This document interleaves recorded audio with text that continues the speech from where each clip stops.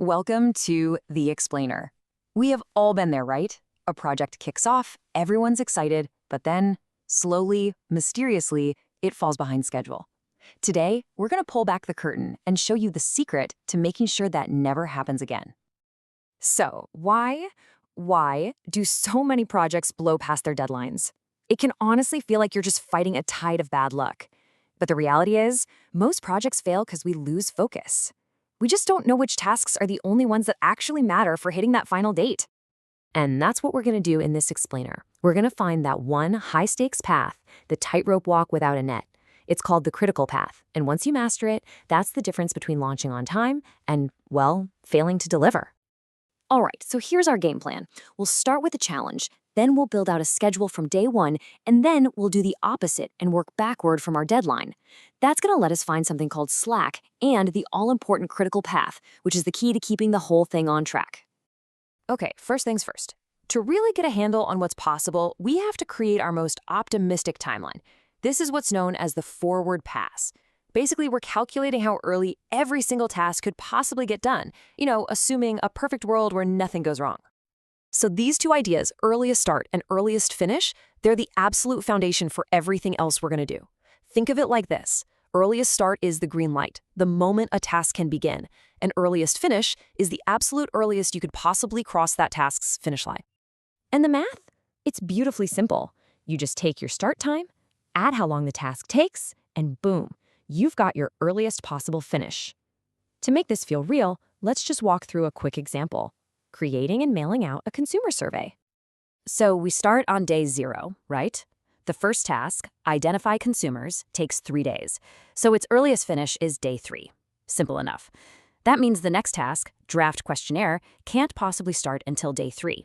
It takes 10 days, so it finishes on day 13. See? We just keep this chain going, adding it up as we move forward in time. But of course, projects are rarely that neat and tidy. What happens when one step, one task, depends on 2 previous things getting done?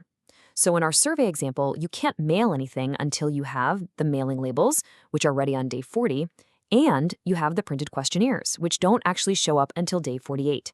So when can you start mailing?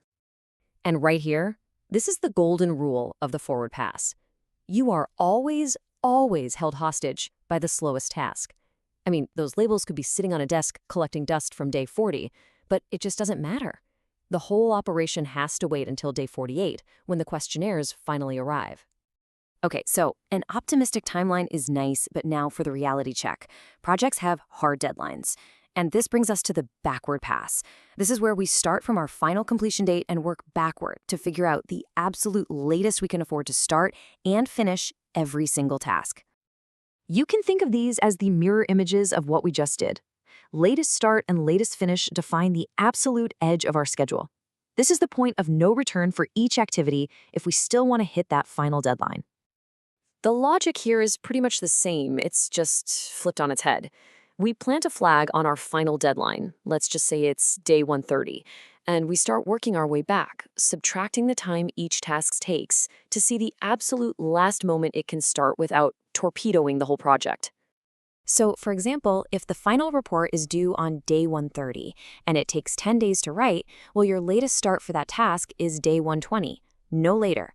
That means analyze results must be done by day 120. And since that analysis takes 8 days, its latest start is day 112. And you just keep going like that all the way back to the beginning. Okay, this is where the magic happens. This is where it all comes together. We have our optimistic forward pass timeline, and we have our deadline-driven backward pass.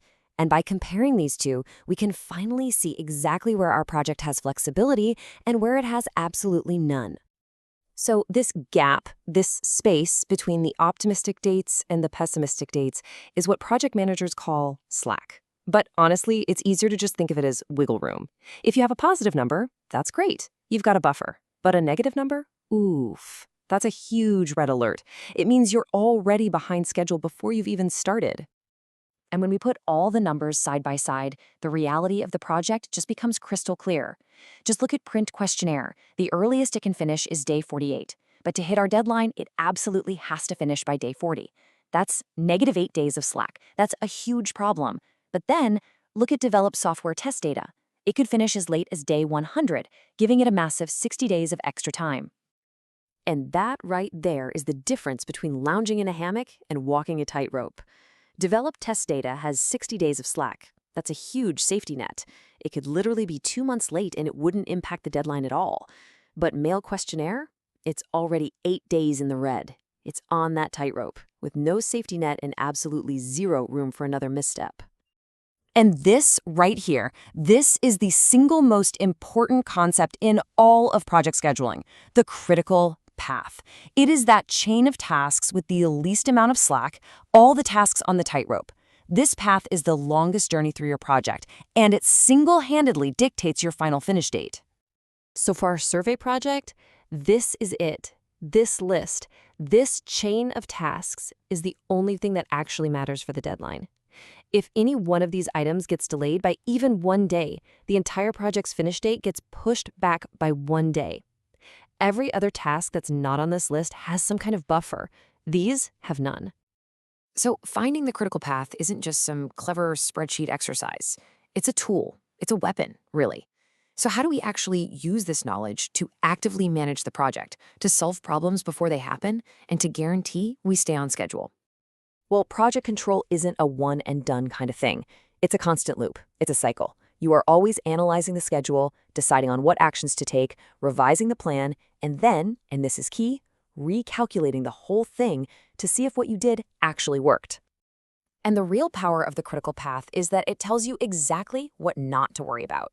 You can literally ignore the tasks with tons of slack and focus all your time and energy where it truly matters, attacking tasks that are already in the red, prioritizing the critical tasks that are about to start, and finding clever ways to shorten the longest items on that critical path. And look, the source material for this whole explainer puts it perfectly. The key to effective schedule control is to address any paths with negative or deteriorating slack values aggressively as soon as they are identified. This is the entire game. You can't wait. You have to attack these problems the second you see them. So the next time you kick off a project, don't just make a to-do list. Find the tightrope. You have to map out the dependencies, calculate the slack, and identify that single critical path. Because once you see it, you stop hoping you'll finish on time and you start managing the one path that will guarantee you get there.